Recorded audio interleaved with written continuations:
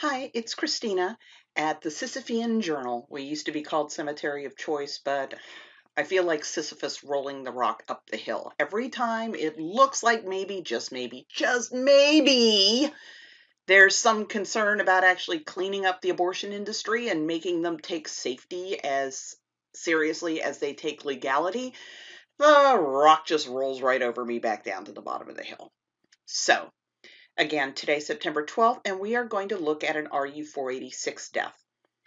A 38-year-old woman named Brenda died on September 12, 2001 of a ruptured ectopic pregnancy after what she believed would be a perfectly safe and legal abortion. And you might think, well, how can that be blamed on the abortion? But as you see how things played out in Brenda's death, I think you'll understand a little bit better why this death could definitely be blamed on absolutely appalling care at this clinic. Okay, now this was at Volunteer Women's Clinic in Tennessee. Now, Volunteer Women's Clinic had been shut down by the state for safety violations, but they just continued to do business, openly advertised. So on Friday, September 7th, the staff did a pregnancy test and then an ultrasound that didn't show a fetus in the uterus, which is, if the pregnancy test's positive and you've got the ultrasound and you're not seeing a fetus in the uterus, then you probably should look and see if it's embedded someplace else, like maybe the fallopian tube. But meh, they told her it's probably just too small to be seen and gave her a dose of mifeprex for a chemical abortion. And she was sent home with a dose of Cytotec that she was supposed to self-administer to complete her abortion. And no arrangements were made for a follow-up examination. Okay, y'all, we've got our cash. Here's your drugs. Bye, you're not our problem anymore. Now, over the ensuing days, Brenda called the clinic repeatedly to report that she was having problems. And instead of telling her to go to a doctor, they told her that this was normal and she should not be concerned. She called on Monday, September 10th. Her condition was deteriorating. They kept telling her that her symptoms were to be expected, but she could come that afternoon back to the clinic. Now, she lived in Chattanooga. They're telling her to drive back to Knoxville for a checkup at 3:30 that afternoon. And they specifically told her not to go to a local hospital because they wouldn't have any knowledge about the abortion drugs and wouldn't be able to help her. For reasons I don't understand, Brenda's boyfriend had tried to take her to Knoxville, but was unable to do so and called an ambulance. This indicates to me that Brenda was in such bad shape that he really wasn't comfortable taking her anywhere in a car, much less the whole way to Knoxville. She was immediately admitted to the hospital in critical condition, and exploratory surgery showed that she had a ruptured ectopic pregnancy, which caused a massive infection, and she died September 12th. There wasn't anything that could have been done. Now, if they had told Brenda to go check with a local doctor, the local doctor would have immediately thought, okay, possible ectopic pregnancy. That's what they're trained to do. They teach you, even as an EMT, they teach you if you have a woman of childbearing years with abdominal pain, you cannot rule out an ectopic pregnancy until somebody qualified to do an ultrasound or possibly even exploratory surgery rules out an ectopic pregnancy. This is something you're supposed to expect. And I listened to years and years and years of National Abortion Federation tapes of their meetings and their seminars. And they did mock malpractice trials where, the idea was, how well is your defense going to fly with a jury? So for some bizarre reason, they had their own abortionists as jurors in these mock trials. The failure to diagnose ectopic pregnancy, every single one said that's totally unacceptable, that there's no excuse for failing to detect an ectopic pregnancy. Yet, there you go. Now, I've been trying to find out a little bit more about RU486 abortion deaths. When I looked up Brenda's case in newspapers.com, I found this little timeline. So in 1980, researchers at Roussel UCLAF, which is the same people who developed Zyklon B, isn't that interesting, decided that they were going to synthesize a drug needed to sustain pregnancy. 3 years later, the Population Council, a nonprofit health research organization. No, they are population control zealots. That's who they are. And everything they do is about how to keep poor black, brown, and yellow women from breeding. They figure the white women already are deciding on their own not to breed.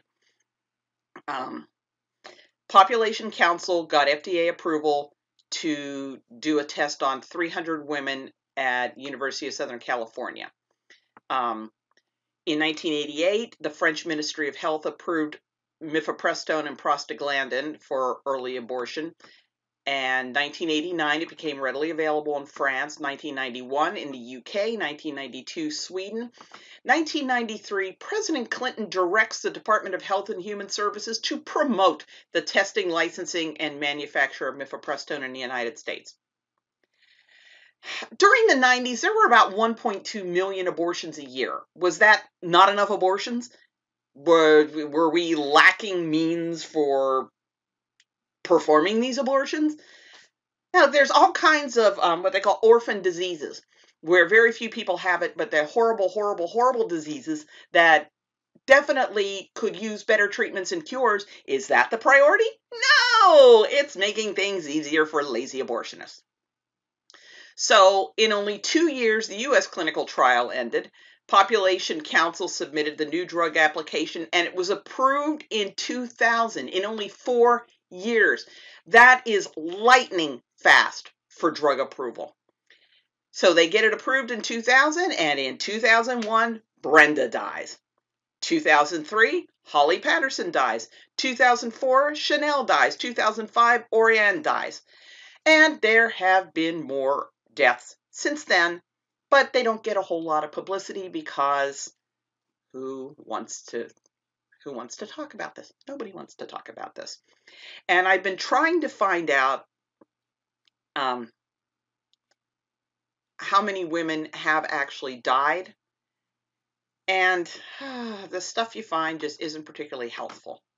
Like, I found this thing from the Food and Drug Administration going through the end of 2018, and you come down here, they noted that there were 24 deaths in the U.S. after taking the mifepristone.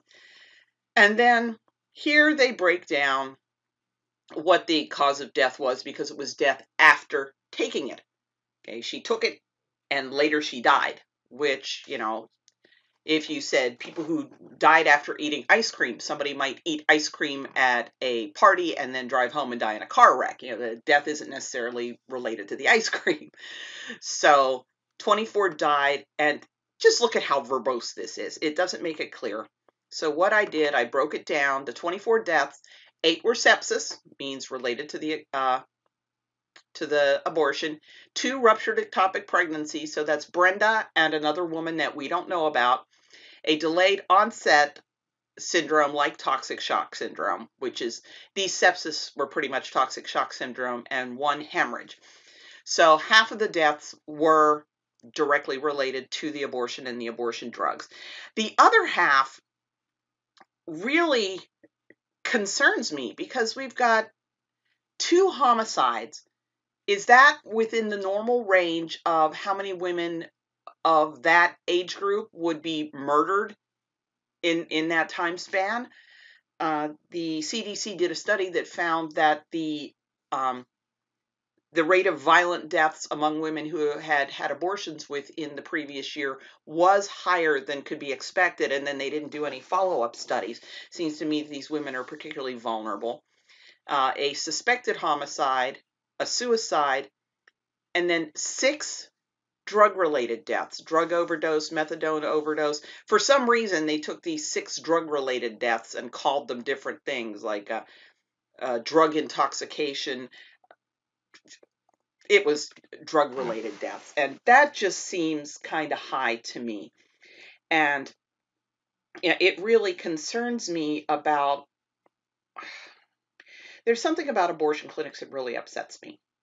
There's lots of things about abortion clinics that really upset me, but one of the things is that, supposedly the pro-lifers have this absolute obsession with the fetus, and the abortion clinics are totally focused on the women. But you have to look at what the identifying problem is. And for the pro-life facility, the identifying problem is she has the idea that an abortion is going to make her life better. And in order to prevent that abortion, they have to find out, okay, what is it that's causing her to lean toward abortion? And then you have to address those things. So if she's in a situation with domestic violence, okay, can we get her hooked up with some help to get out of this domestic violence situation? She's unemployed. Okay, can we help her get a job? She's having a hard time arranging childcare. Can we help her arrange childcare? So the focus has to be entirely on resolving the woman's life issues. You can't just, but the baby, because that's not going to address the issues. Now, for the abortion facility, the presenting problem is she's pregnant. So if she's a domestic violence victim, if she's a victim of child sexual abuse, if she's being trafficked, if she's unemployed, if she's homeless, none of these things matter.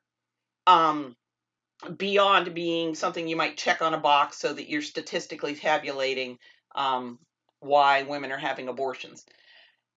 And the degree to which they don't address this, it's really exemplified by this one.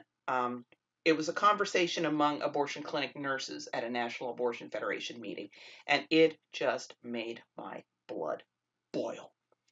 They were talking about women developing potentially fatal post-abortion infections because they were going home to boyfriends who were not willing to allow the women to abstain from sexual intercourse while they were healing from their abortions. There is a word for not allowing a woman to abstain from sexual intercourse. That word is rape. They wouldn't use the word rape. It was just they weren't going along with this safety thing. They kind of downplayed it to that. They also noticed that these men refused to wear condoms, that these men frequently had sex with multiple other women and refused to wear condoms. So these guys were walking petri dishes of germs that they were putting into these women's bodies. And there was no discussion whatsoever about developing partnerships with organizations that help women in domestic violence situations. Zero. It didn't come up at all. It wasn't, oh, we tried, but it just isn't working. Maybe we need to try a different approach. No. The solution they came up with is seeing if they could get the abusers to at least use condoms during that period when the women were supposed to be abstaining, so that at least there'd be a lower chance of them getting a potentially fatal infection from being raped. And I've talked about the failure to report child sexual abuse, where some 13-year-old will be brought in by her 23-year-old foster brother who got her knocked up, and in total violation of parental consent laws, they'll do the abortion, send her home with the foster brother, who continues raping her, brings her back 6 months later for another abortion. They don't report it because for them, the fetus is the problem. Get rid of the fetus, you've gotten rid of the problem. And as you can see in the case with Brenda dying, once they've done their part to get rid of that pesky fetus, they totally wash their hands of the woman. She's no longer their concern. And this is something I can't understand why people aren't demanding better. The pro-lifers demand better for these women. The pro-lifers provide better for these women. A woman walks into a pro-life pregnancy center, whatever her problem is, they're going to help her with it. They have to. They've got no choice if they are going to help her avoid this abortion. But, the abortion clinic, if you fix her life problem, she's not going to come back for a repeat abortion. Around 50% of abortions they sell are repeat abortions. So if you help her get out of that domestic violence situation, she's not going to be coming back for another abortion due to domestic violence. If you help her get a job, she's not going to be poor anymore, and she's not going to have any more abortions because of unemployment. You know, if you get her out of that sexual exploitation situation, she's not going to be brought up for more abortions. Why are you going to reduce your repeat abortion rate? No business wants to keep customers from coming back for a second sale. And that's why I changed the name of Cemetery of Choice to the Sisyphean Journal, because people will care for maybe 5 minutes and they'll go back to, yeah, whatever happens to these women, it's not our problem. We're pro-choice. We've allowed the abortion clinics to be there. We wash our hands of everything that happens to her. These drug-related deaths just seem way, way, way too high. And of course, if you help them get into rehab and they're not on drugs anymore, then they're probably not in these horrible relationships. They're maybe not working as prostitutes anymore. You get them out of their horrible lifestyles and they're not coming back for more abortions. So, of course, nobody who gets their money from abortion clinics is going to want to find out why so many post-abortive women are dying from drug-related deaths. So that's where I travel from letting Brenda die to letting these women die of drug-related causes. They just don't freaking care.